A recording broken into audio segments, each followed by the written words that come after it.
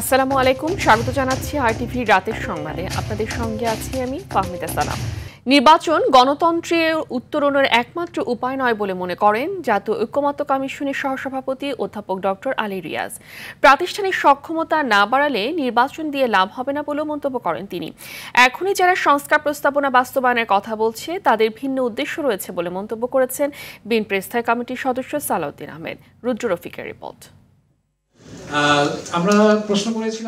রাজধানীর গুলশানের একটি হোটেলে গণতান্ত্রিক বাংলাদেশের ভবিষ্যৎ, জনমানুষের ভাবনা ও প্রত্যাশা শীর্ষক আলোচনার আয়োজন করে বাংলাদেশ এন্টারপ্রাইজ ইনস্টিটিউট নামে একটি গবেষণা সংস্থা। আলোচনায় অংশ নেন রাজনৈতিক দল ও নাগরিক সমাজের নেতৃবৃন্দ। যতদিন যাচ্ছে সরকারের উপরে মানুষের অনাস্থা ভরসার জায়গাটা কমছে। বক্তারা সংস্কার, বিচার, নির্বাচন, দেশের বর্তমান সংকট এবং আগামী দিনের চ্যালেঞ্জ নিয়ে আলোচনা করেন। রাজনৈতিক দলগুলো এখন পর্যন্ত যে স্ট্যান্স আছে সেটা জনগণের আকাঙ্ক্ষা খুব বেশি একটা প্রতিফলিত করতে পারছেন না। প্রতিনিধিত্বমূলক গণতান্ত্রিক ব্যবস্থায় নির্বাচন অর্থাৎ জনগণের প্রতিনিধি নির্বাচন খুব গুরুত্বপূর্ণ প্রশ্ন। ইতিমধ্যে অভ্যুত্থানকারী দলগুলোর মধ্যে নানা প্রশ্নে বিভক্তি বিভাজন প্রতিদিন বাড়ছে, ইঙ্গিতটা খুব খারাপ। ঐকমত্য কমিশনের সদস্য বদিউল আলম মজুমদার বলেন, লেজুর ভিত্তিক ছাত্র, শিক্ষক, শ্রমিক রাজনীতি বন্ধ করতে হবে, যার জন্য রাজনৈতিক দলগুলোর সদিচ্ছা প্রয়োজন। আমাদের শিক্ষকদেরকে কি করার কথা? জ্ঞান সৃষ্টি করার কথা গবেষণার মাধ্যমে।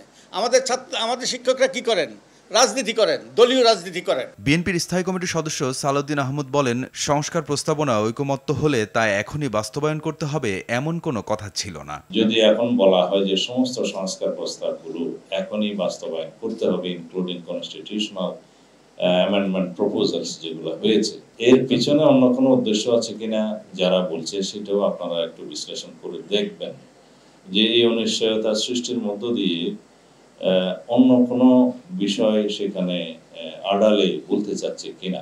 জাতীয় ঐকমত্য কমিশনের সহসভাপতি আলী রিয়াজ বলেন, পরিবর্তনের জন্য নির্বাচন প্রয়োজন, কিন্তু সেটি যথেষ্ট নয়। আমাদের রাজনীতিবিদরা কম বেশি এই জায়গায় আটকে যাচ্ছেন যেন একটা নির্বাচনই হচ্ছে উত্তরণে, গণতন্ত্রে উত্তরণের পথ।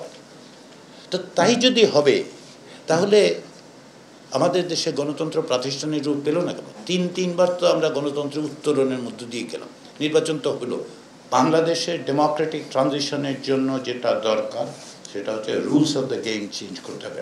সংস্কার কার্যক্রমে জনগণের মতামত নেওয়া হচ্ছে না এমন অভিযোগ ভিত্তিহীন বলেও জানান আলী রিয়াজ। বিভ্রান্তিকর ধারণাটা ক্রমাগতভাবে প্রচারিত হচ্ছে, সেটা ভুল। রুদ্র রফিক, আরটিভি, ঢাকা। দেশের সাম্প্রদায়িক শক্তির উত্থান ঘটেছে বলে মন্তব্য করেছেন বিএনপির স্থায়ী কমিটির সদস্য গয়েশ্বর চন্দ্র রায়। তিনি বলেন, দেশ ফ্যাসিবাদ থেকে মুক্ত হলেও গণতান্ত্রিক মূল্যবোধ থেকে এখন সাম্প্রদায়িকতার উগ্র উন্মাদনা শুরু হয়ে গেছে। এর মধ্য দিয়ে মব তৈরি হচ্ছে। সকালে জাতীয় প্রেস ক্লাবে জুলাই বিপ্লব এবং আগামীর গণতন্ত্র ভাবনা শীর্ষক আলোচনা সভায় প্রধান অতিথির বক্তব্যে তিনি এসব কথা বলেন।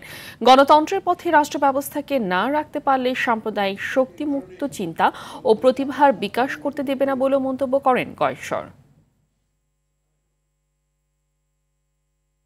আমরা যদি গণতন্ত্রের পথে রাষ্ট্র ব্যবস্থাকে না রাখতে পারি তাহলে সাম্প্রদায়িকতা হবে ফ্যাসিবাদের চেয়ে দ্বিগুণ কঠিন এবং জনজীবন ধ্বংসের শেষ মাথা। ধর্মের সাথে কিন্তু রাষ্ট্র ব্যবস্থার কোনো সাংঘর্ষিক ব্যাপার নাই, অপব্যাখ্যা, যে অপব্যাখ্যার কারণে মানুষ নানা কথা বলতে পারে। জাহাঙ্গীরনগর বিশ্ববিদ্যালয় কেন্দ্রীয় শিক্ষার্থী সংসদ জাকসুতে ভিপি পদে স্বতন্ত্র আব্দুর রশিদ, জিতু এবং জিএস পদে শিবির সমর্থিত মাজহারুল ইসলাম নির্বাচিত হয়েছেন। দুদিন ধরে ভোট গণনার পর শনিবার সন্ধ্যায় এ ফলাফল ঘোষণা করা হয়। আগে ভোট কারচুপির অভিযোগ এনে নির্বাচন বয়কট করে ছাত্রদল সহ 3টি প্যানেল। ভোট গণনার সময় অনিয়মের অভিযোগ স্বীকার করে পদত্যাগ করেন 2 নির্বাচন কমিশনার। বিস্তারিত থাকছে আব্দুল হামিদের রিপোর্টে। নানা নাটকীয়তা শেষে ঘোষণা করা হয়েছে জাহাঙ্গীরনগর বিশ্ববিদ্যালয় কেন্দ্রীয় শিক্ষার্থী সংসদ জাকসু নির্বাচনের ফলাফল। ভিপি পদে স্বতন্ত্র প্রার্থী আব্দুর রশিদ জিতু ও জিএস পদে শিবির সমর্থিত মাজহারুল ইসলাম নির্বাচিত হয়েছেন। অন্যান্য পদগুলোতে শিবির ও স্বতন্ত্র সমর্থিত প্রার্থীরা বেশি নির্বাচিত হয়েছেন। সর্বোচ্চ ভোট পেয়েছেন, সর্বোচ্চ ৩,৯৩০ ভোট পেয়ে মোহাম্মদ মাজহারুল ইসলাম সাধারণ সম্পাদক হিসাবে নির্বাচিত হয়েছেন। সহসভাপতি পদে সর্বোচ্চ 3334 ভোট পেয়ে জনাব আব্দুর রশিদ জিতু নির্বাচিত হয়েছে। ওএমআর পদ্ধতি বাতিল করে ম্যানুয়াল পদ্ধতিতে ভোট গণনায় ফলাফল পেতে বেগ পেতে হয় নির্বাচন কমিশনকে। শনিবার রাতে শেষ হয় 21টি হল সংসদ নির্বাচনের ভোট গণনা। এদিকে নানাভাবে নির্বাচন প্রক্রিয়া প্রশ্নবিদ্ধ হয়েছে আখ্যায়িত করে পদত্যাগ করেন দুই নির্বাচন কমিশনার অধ্যাপক মাফরুহি সাত্তার ও ডক্টর রেজনা করিম স্নিগ্ধা। এই ব্যর্থতার দায়ভার আমাকে পীড়া দিয়ে এসেছে, সেজন্য আমি এখন বাধ্য হয়েছি। এর আগে ভোটের দিন ভোট গ্রহণ শেষ হবার আগেই ভোট ইঞ্জিনিয়ারিং এর মাধ্যমে নির্বাচনে কারচুপির অভিযোগ এনে নির্বাচন বয়কটের ঘোষণা দেয় ছাত্রদল সমর্থিত সহ 3টি প্যানেল। অসঙ্গতিগুলো স্পষ্ট তুলে ধরে আমরা এই ভোটকে এখনই বর্জন করলাম। আব্দুল হামিদ, RTV। রাজশাহী বিশ্ববিদ্যালয় কেন্দ্রীয় সংসদ ও সিনেট ছাত্র প্রতিনিধি নির্বাচনে মনোনয়নপত্র প্রত্যাহারের শেষ দিন 14টি মনোনয়নপত্র প্রত্যাহার করা হয়েছে। প্রার্থীরা কোষাধ্যক্ষের কার্যালয়ে এসে মনোনয়নপত্র প্রত্যাহার করেন। এর মধ্যে রাকসু থেকে 11 জন, সিনেট থেকে 3 জন। এর মধ্য দিয়ে রাকসু ও সিনেট ছাত্র প্রতিনিধি এই দুই পদে মোট 306 জনের প্রার্থিতা বহাল রয়েছে। আগামীকাল রোববার প্রার্থীদের চূড়ান্ত তালিকা প্রকাশ করা হবে। 25 সেপ্টেম্বর ভোট গ্রহণ অনুষ্ঠিত হবে।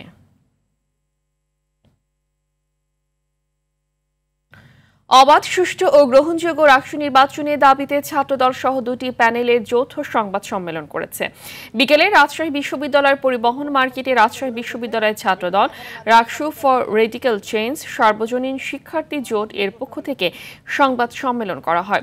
এ সময় 25 সেপ্টেম্বর রাজশাহী বিশ্ববিদ্যালয়ের ছাত্র সংসদ নির্বাচন অবাধ, সুষ্ঠু ও গ্রহণযোগ্য করতে স্বচ্ছ ব্যালট বাক্সের ব্যবস্থা সহ 12টি প্রস্তাবনা দেয়া হয়।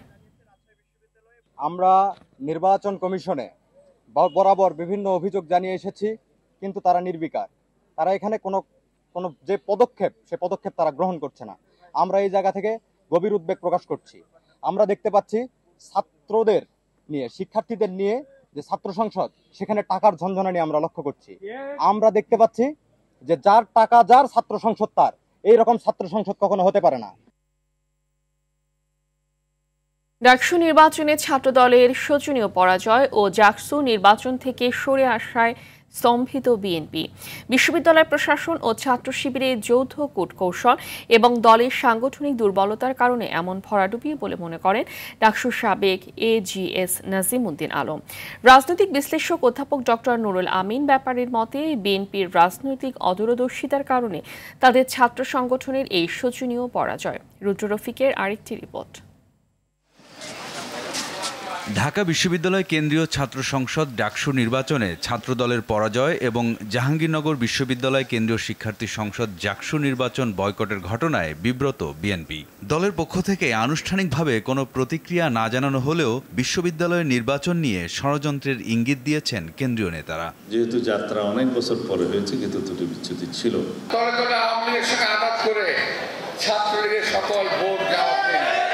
মাঠের রাজনীতিতে চির প্রতিদ্বন্দ্বী ছাত্রলীগ মুক্ত পরিবেশে নিজ দলের এমন ভরাডুবিতে হতভম্ব ডাকসুর সাবেক এই নেতা। এত ব্যবধান জামাত শিবিরের সাথে, এটা আমাদেরকেও একটু আশ্চর্য। এটা আমরা একটু খতিয়ে দেখব ব্যাপারগুলো কি। বিশ্ববিদ্যালয় প্রশাসনের যোগসাজশে ডাকসুতে এমন বিপর্যয় বলেও মনে করেন তিনি। আমাদের জাতীয়তাবাদী ছাত্র দলের দীর্ঘদিন যাবৎ কার্যক্রম ছিল না, কিন্তু ছাত্র রাজনীতি ক্যাম্পাসে হবে না, সাংগঠনিক তৎপরতা চলবে না, in the name off party তাদের অ্যাক্টিভিটিস থাকবে না, এই ধরনের একটা ফ্লেভার তৈরি করা হয়েছে। কিন্তু তারা চুপে চাপে রাজনীতি কার্যক্রম চলে গেছে। এই কৌশলটা তারা খুব ভালোভাবে নিছে। তারপরে ডাকসু নির্বাচনটা দিয়েছে। ডাকসু নির্বাচনটা জাতীয় নির্বাচনের আগে হবে, এটা আমাদেরও ধারণা ছিল না। রাজনৈতিক বিশ্লেষকদের মতে ছাত্র শিবিরের কৌশলের কাছে ধরাশয়ী হয়েছে ছাত্রদল। জামাত ইসলাম একটা কাজ একদম সুচিন্তিতভাবে করেছে।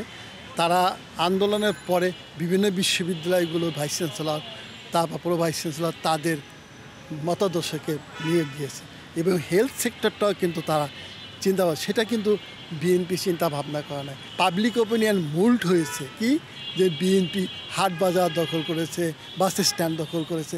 এই যে একটা ধারণা সৃষ্টি করছে, যারা বিএনপিকে রাজনৈতিকভাবে প্রতিপক্ষ মনে করে, তারা এটা প্রচার করেছে। এইটাই কিন্তু কাজে লাগছে, কারণ এই জেনারেশন ওই লুটিরা পুঁজিপতিকে পছন্দ করে না। ডাকসু ও জাকসু নির্বাচন থেকে শিক্ষা গ্রহণ করে ছাত্রদল তাদের ভুলগুলো শুধরে নেবে বলে মনে করেন নাজিম উদ্দিন আলম। সাংগঠনিক দুর্বলতা থাকতে পারে, কোথায় কোথায় ভুল ছিল সেগুলো আমরা খতিয়ে দেখব। আমাদের সেখান থেকে আমাদের সংশোধন হতে হবে। রুদ্র রফিক, RTV, ঢাকা।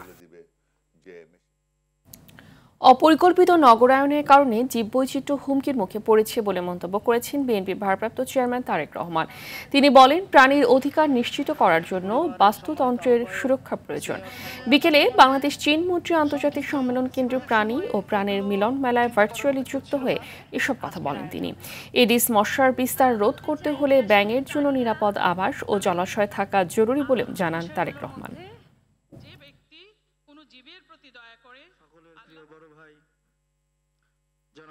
প্রাণীর প্রতি যে তাগাদা, প্রাণকে ভালোবাসা, রহমান রুম্মন জাতীয় ক্রিকেট দলের সাবেক প্রাণীর নিরাপত্তা, অধিকার রক্ষা, প্রাণীর জন্য বাস্তুতন্ত্রের সংরক্ষণ এবং নিরাপত্তা বিধান আসলে অত্যন্ত জরুরি। পশু পাখি, বন্য প্রাণী তথা বাস্তুতন্ত্রের নিরাপত্তার জন্য এই আইনগুলোকে আমরা ইনশাল্লাহ সময় উপযোগী করব। উপস্থিতিবৃন্দ, প্রাণীর নিরাপত্তা, অধিকার রক্ষা, মানব সভ্যতার উৎকর্ষতা এবং বিকাশের পর্যায় নির্ণয়ের ক্ষেত্রে প্রাণীর নিরাপত্তা এবং অধিকার রক্ষার বিষয়টি নির্ণায়ক ভূমিকা পালন করতে পারে আমি মনে করি।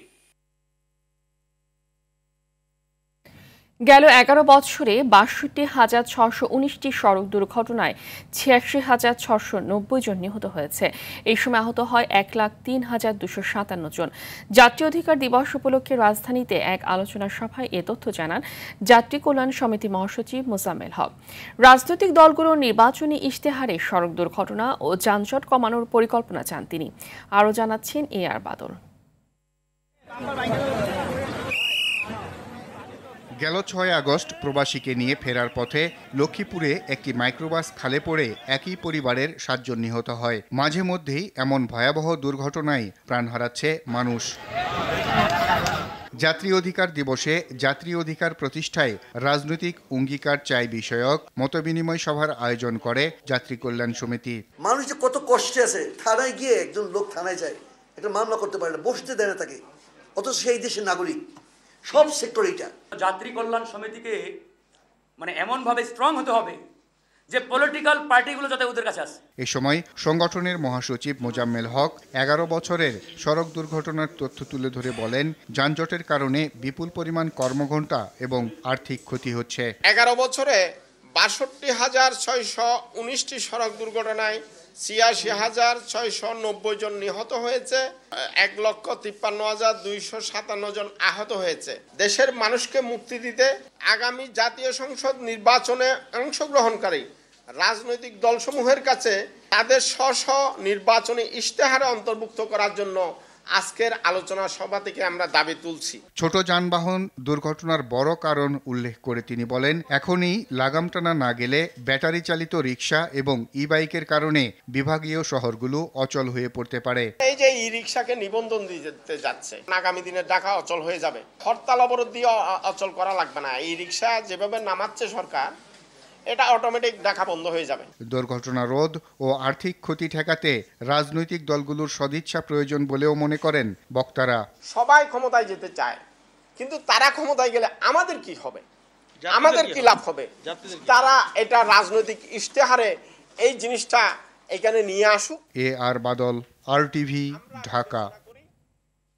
গত 15 বছর বাসস, বিজিবি ও বেতারে দুর্নীতি, দলীয় বিবেচনা ও স্বজনপ্রীতি করে নিয়োগ দেওয়া হয়েছে।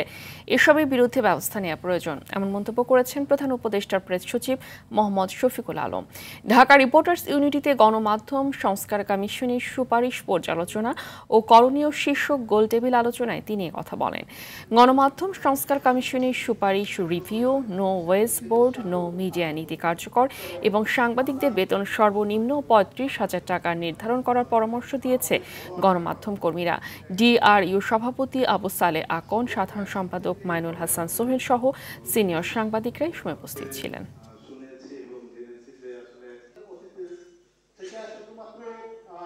নিয়মতান্ত্রিকভাবে একটা হাইকোর্টের জাজের আন্ডারে এটা ইনভেস্টিগেট করা উচিত, কতজনকে এরকম দেওয়া হয়েছে, এই বিষয়গুলো আসা উচিত। কারণ আমার আপনার ট্যাক্সের টাকায় আমরা কাউকে এই সমস্ত অ্যাপয়েন্টমেন্ট হতে দেওয়া উচিত না। নিউজ পেপার যারা করবেন তার টাকা থাকতে হবে, টিভি যারা করবেন টাকা থাকতে হবে, বেতন না ইয়ে নাই, আপনি 3টা পত্রিকার মালিক, এটা তো হইতে পারে না।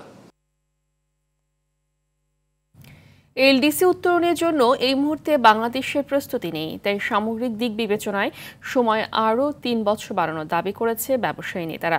তবে এলডিসি উত্তরণের বিষয়টি এখন আর সরকারের হাতে নেই, তাই ঝুঁকি নিয়ে ব্যবসায়ীদেরকে এগিয়ে যেতে হবে বলে মনে করেন প্রধান উপদেষ্টার বিশেষ সহকারী আনিসুজ্জামান চৌধুরী ও প্রেস সচিব শফিকুল আলম। বিষয়টি নিয়ে আলোচনার তাগিদ অর্থনীতিবিদদের। আরও জানাচ্ছেন তৌহিদুর রহমান। 2026 সালের নভেম্বরে বাংলাদেশ স্বল্পোন্নত থেকে উন্নয়নশীল দেশের কাতারে যাওয়ার বিষয়টি ইতিমধ্যে নিশ্চিত করেছে জাতিসংঘ। তবে এই সময়সীমা আরও পেছানোর দাবি জানিয়ে আসছেন ব্যবসায়ী নেতারা। আমাদের কিন্তু হারাবার আছে, যার কারণে আমরা আসলে শঙ্কিত। রাজধানীতে ইআরএফ মিলনায়তনে আয়োজিত সেমিনারেও একই দাবি জানান তারা। এলডিসি গ্রাজুয়েশনে গেলে পরে কি সমস্যা আমরা ফেস করব, কিভাবে সেগুলিকে সমাধান করা যায়, কি কি পরিকল্পনা নেওয়া যায়, কি কি রুটম্যাপ তৈরি করা যায়, এগুলি নিয়ে কিন্তু সরকার আমাদের সাথে এখনো পর্যন্ত আলোচনা করেননি বা বসেননি। অন্ধকারের মধ্যে থেকে আমরা কিন্তু শঙ্কিত। 3 বছর পিছাতে চাচ্ছি আমাদের শক্তি অর্জনের জন্য। যুদ্ধের একটা কৌশল হচ্ছে আমি সামনে যাব, আমি একটা সময় ফিরে ব্যাক করব, তো এনিমি ভাববে যে আমি বোধহয় পরাজিত হয়েছি। আমি আসলে পরাজিত হইনি, আমি ব্যাক করব, I will refresh myself and attack again forward. সামগ্রিকভাবে দেশের অর্থনীতি তুলনামূলক ভালো অবস্থানে উল্লেখ করে এলডিসি উত্তরণের বিষয়টি মাথায় রেখে ব্যবসা পরিচালনার তাগিদ দেন সরকারের কর্তা ব্যক্তিরা। যে কোনো সরকার যখন ইলেকশনের আগে আসে কোনো মেজর সিদ্ধান্ত নিতে পারে না, এটা কেয়ারটেকার মোডে চলে যায়। বাই ডিফল্ট আপনারা যদি পরবর্তী নির্বাচিত সরকার আসে, কারণ আমরা তো এই সেপ্টেম্বরতে আমি সিদ্ধান্ত নিতে পারবো না, অতএব this question is doesn't arise. আমাদের বিজনেসম্যানরা রিস্ক টেকার না হন, রিস্ক এভার্স করে আপনি কত দূরে এগোবেন, এই জায়গাটা সবার বোঝা উচিত। আমরা যখনই রিস্কগুলো নেওয়া হয়েছে প্রত্যেকটা জায়গায় আমরা বেটার রেজাল্ট পেয়েছি। আর এই সময়সীমা নিয়ে সরকারি বেসরকারি আলোচনা করার পরামর্শ অর্থনীতিবিদদের। প্রাইভেট সেক্টর শুধু এটা বললেই হবে না যে পেছাতে হবে, তাদেরকে তথ্য উপাত্ত দিয়ে সরকারের সামনে কেসটা আর্গিউ করতে হবে যে কেন পেছানো উচিত, পেছাতে গেলে না পেছালে ক্ষতিটা কোথায়, সেই ক্ষতি পুষিয়ে নিতে গেলে রিফর্মস কি লাগবে, ক্যাপাসিটি ইমপ্রুভমেন্ট কি লাগবে, সেটার জন্য কত বছর লাগবে। এলডিসিতে না গেলেও বাংলাদেশ ক্রেতাদের নতুন শর্তের জালে পড়তে পারে বলেও মনে করেন অর্থনীতিবিদরা। ট্রাম্পের ট্যারিফটা আমাদের কানের পাশে দিয়ে গেছে। তৌহিদুর রহমান, RTV, ঢাকা। সাধারণ মানুষের হাতে সাশ্রয়ী মূল্যে মানসম্পন্ন পণ্য পৌঁছে দেওয়ার লক্ষ্যে অনুষ্ঠিত হলো লিনেক্স পার্টনার্স মিট 2025। সকালে রাজধানীর একটি হোটেলে সারা দেশব্যাপী চ্যানেল পার্টনারদের নিয়ে জাঁকজমকপূর্ণ এ আয়োজন করে ইলেকট্রনিক্স বাংলাদেশ লিমিটেড। এই সময় অনুষ্ঠানে উপস্থিত ছিলেন লিনেক্স ইলেকট্রনিক্স বাংলাদেশ লিমিটেডের ব্যবস্থাপনা পরিচালক জনাব Humayun Kabir Bablu, chief operating officer জনাব ইঞ্জিনিয়ার মোহাম্মদ নাহিদুল ইসলাম সহ আমন্ত্রিত অতিথিবৃন্দ। পরে সারা বছর পারফরমেন্সের ভিত্তিতে best channel partner, best emerging partner সহ বিভিন্ন ক্যাটাগরিতে পুরস্কার প্রদান করা হয়।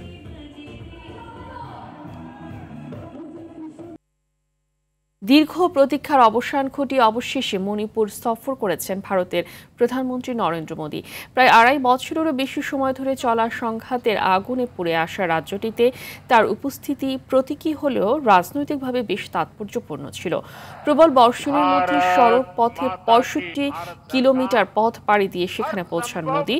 জনসভায় দেওয়া বক্তব্যে রাজ্যে পুরোপুরি শান্তি ফিরিয়ে আনার প্রতিশ্রুতি দেন তিনি। দেন 7,300 কোটি টাকা প্রকল্পের ঘোষণাও। পুনর্বাসনের জন্য ক্ষতিগ্রস্ত পরিবারগুলোর জন্য নতুন ঘর, শিক্ষা ও স্বাস্থ্য খাতে বিশেষ উদ্যোগ নেয়ার পাশাপাশি নারী শক্তি ও সংস্কৃতি পুনরুজ্জীবনের পরিকল্পনার কথাও জানান মোদী।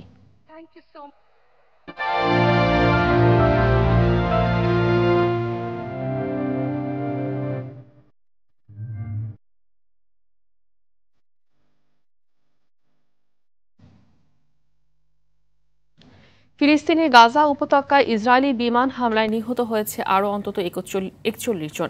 এদিন গাজা শহরে জাতিসংঘ পরিচালিত বাস্তুচ্যুত ফিলিস্তিনিদের আশ্রয় দানকারী 2টি স্কুল লক্ষ্য করে বিমান হামলা চালায় ইসরায়েল বাহিনী।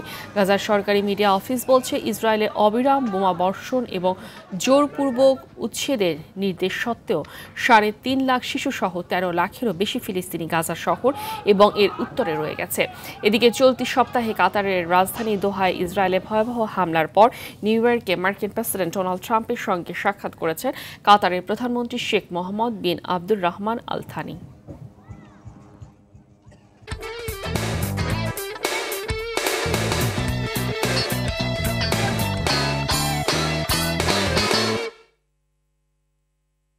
খেলার খবর। জাতীয় ক্রিকেট লিগ NCL টি-20 পদ্মা উঠছে আগামীকাল। এর আগে আজ বগুড়া হয়ে গেল ট্রফি উন্মোচন অনুষ্ঠান। 8 দলের লড়াইয়ের পাশাপাশি আলোচনার কেন্দ্রবিন্দু বগুড়ার শহীদ চাঁদ স্টেডিয়ামে ক্রিকেটের প্রত্যাবর্তন। কাল সিলেট ও রংপুরে ম্যাচ দিয়ে দীর্ঘ 1.5 যুগ পর ভেন্যুটিতে ফিরছে ক্রিকেটের এই আসর। বগুড়া প্রতিনিধি শাহাদাত জামানের তথ্যচিত্রে রাফি আমিনের রিপোর্ট। হাস্যজ্জ্বল রোদে চকচকে শিরোপা। রোববার থেকে এই সোনালী শিরোপার জন্যই লড়াই শুরু করবে 8টি দল। দেশের 3টি ভেন্যু রাজশাহী, বগুড়া ও সিলেটে হবে আসরের সবগুলো ম্যাচ। টুর্নামেন্ট শুরুর আগে শনিবার বগুড়ার শহীদ চান্দুতে উন্মোচিত হয় শিরোপা, যেখানে উপস্থিত ছিলেন সিলেট, রাজশাহী, বরিশাল ও রংপুরের অধিনায়করা। NCL টি-20-র প্রথম আসরে চ্যাম্পিয়ন রংপুর। এই আসরেও শিরোপা ধরে রাখার কথা জানান দলটির অধিনায়ক আকবর আলী। ইনশাআল্লাহ চেষ্টা করব যে আমরা চ্যাম্পিয়নশিপ ডিফেন্ড করার, but at the same time with due respect to every team. আমার মনে হয় যে খুব চ্যালেঞ্জিং একটা টুর্নামেন্ট হবে। এদিন শিরোপার চাকচিক্যকে ছাপিয়ে নজর কেড়েছে রঙিন শহীদ চান্দু স্টেডিয়াম। সবশেষ 2006 সালে জিম্বাবুয়ের বিপক্ষে ওয়ানডে ম্যাচ হয় মাঠটিতে। এরপর কেটে গেছে 1.5 যুগের বেশি সময়। অবশেষে NCL-কে কেন্দ্র করে স্টেডিয়ামটির হসপিটালিটি বক্স, ইনডোর ও গ্যালারিগুলো রাঙিয়ে তুলেছে বিসিবি। তাতেই উত্তরবঙ্গবাসী আবারও স্বপ্ন বুনছে ভেন্যুটিতে আন্তর্জাতিক ম্যাচ দেখার। আশা করি এই NCL-এর মাধ্যমেই আমরা আগামীতে আন্তর্জাতিক পর্যায়ের খেলা এখান থেকে শুরু হবে। রোববার আসরের উদ্বোধনী ম্যাচে ঘরের মাঠে রাজশাহী খেলবে ঢাকা মেট্রোর বিপক্ষে। ম্যাচ শুরু সকাল 9:30টায়। আর দুপুর 1:30টায় শহীদ চান্দুতে মুখোমুখি হবে সিলেট ও রংপুর। রাফি আমিন, RTV। বাংলাদেশি আম্পায়ারদের প্রশিক্ষণ দিতে ঢাকায় এসেছে ICCর সাবেক elite panel umpire Simon Taufel. শনিবার দেশে এসে বাংলাদেশ ক্রিকেট বোর্ডে আসেন এই অজি আম্পায়ার। দেশি আম্পায়ারদের দক্ষতা ও প্রশিক্ষণের মান বাড়ানোর জন্য টাফেলের সাথে 2 বছরের চুক্তি করেছে বিসিবি।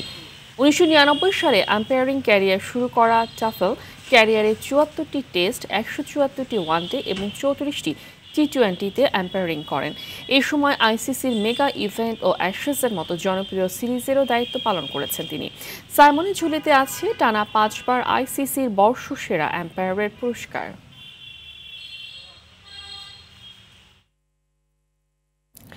আগামী 23 সেপ্টেম্বর থেকে 10টি দল নিয়ে শুরু হতে যাচ্ছে ফেডারেশন কাপ ফুটবল। এই উপলক্ষে বিকেলে বাফুফুতে ড্র অনুষ্ঠিত হয়, যেখানে মোহামেডান ও বসুন্ধরা এক গ্রুপে পড়েছে। গ্রুপ অফ ডেথ বিতে এই 2 দলের সাথে আছে আরামবাগ, বাংলাদেশ পুলিশ, ফোর্টিস। অপরদিকে গ্রুপ এতে আবাহনীর সঙ্গে আছে রহমতগঞ্জ, ব্রাদার্স ইউনিয়ন, ফুকরের পুল ও PWD। খেলাগুলো হবে বসুন্ধরা কিংস এরেনা ও কুমিল্লার শহীদ ধীরেন্দ্রনাথ দত্ত স্টেডিয়ামে। রাতের সংবাদ এই পর্যন্তই। মধ্যরাতের সংবাদ রাত 1টায় দেখার আমন্ত্রণ রইল। ধন্যবাদ সবাইকে।